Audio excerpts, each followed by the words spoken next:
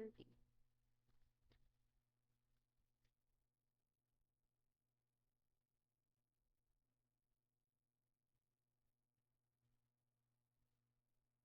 But Rachel had not born Jacob any children, so she became jealous of her sister and said, "Give me children or I will die."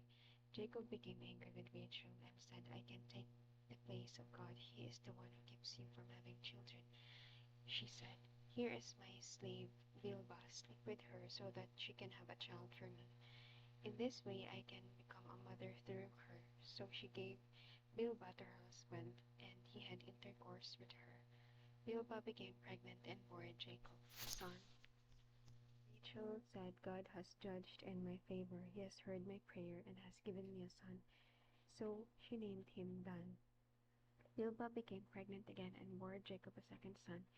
Rachel said, "I have fought a hard fight with my sister, but I have won." So she named him Naphtali. When Leah realized that she had stopped having children, she gave her slave Zilpah to Jacob as his wife. When Zilpah bore Jacob a son, Leah said, "I have been lucky," so she named him Gad. Zilpah bore Jacob another son and Leah said, "How happy I am. Now women will call me happy," so she named him Asher. During the wheat harvest, Reuben went into the fields and found mandrakes, which he brought to his mother Leah. Rachel said to Leah, "Please give me some of your son's mandrakes." Leah answered, "Isn't it enough that you have taken away my husband? Now that you are even trying to take away my son's mandrakes." Rachel said, "If you will give me your son's mandrakes, you can sleep with Jacob tonight." When Jacob came in from the fields in the evening, Leah went out to meet him and said, "You are going to sleep with me tonight because I have paid for you with my son's mandrakes." So he had intercourse with her that night.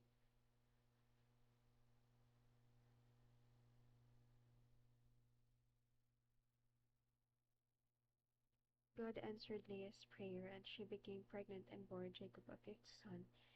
Leah said, "God has given me my reward because I gave my slave to my husband."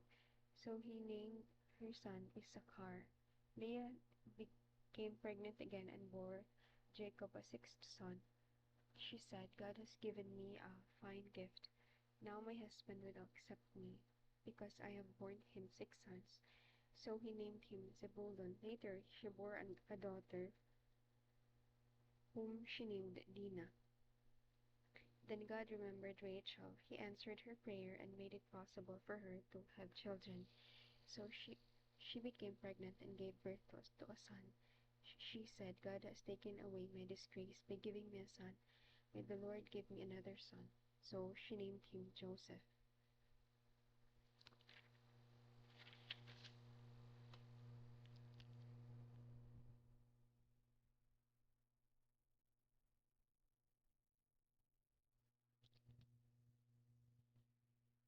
Jacob's bargain with Laban.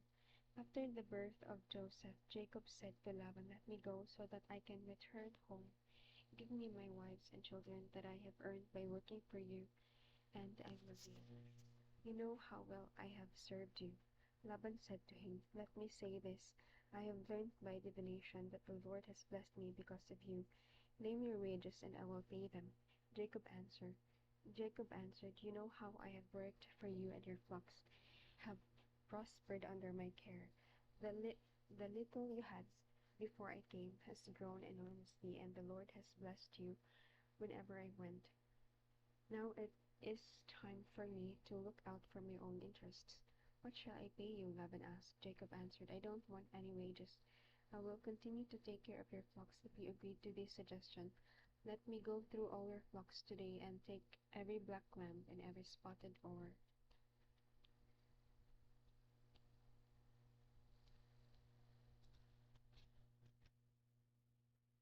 Speckled young goat, this is all the wages I want. In the future, you can easily find out if I have been honest when you come to check up on my wages. If I have any goat that isn't speckled or spotted, or any sheep that isn't black, you will know that it has been stolen." Laban agreed. We will do as you suggest. But that day Laban removed the male goats that had stripes and spots, and all the females that were speckled and spotted, or which had white on them. He also removed all the black sheep, kept his sons in charge of them, and then went away from Jacob from his flock as far as he could travel in 3 days. Jacob took care of the rest of Laban's flock. Jacob got green branches of poplar, almond, and plane trees and stripped off some of the bark so that the branches had white stripes on them. He placed these branches in front of the fox at their drinking troughs. Alam ko yung meaning ng troughs. Yung parang pinakamababang inuman ng mga pinifeed na fox. Troughs. He put them there because the animals mated when they came to drink. So when the goats bred in front of the branches, they produced young that were streaked, speckled, and spotted. Jacob kept the sheep separate from the goats and made them face in the direction of the streaked and black animals of Laban's flock. In this way he built up his own flock and kept it apart from Laban's. When the healthy animals were mating, Jacob put the branches in front of them at the drinking troughs so that they would breed among the branches.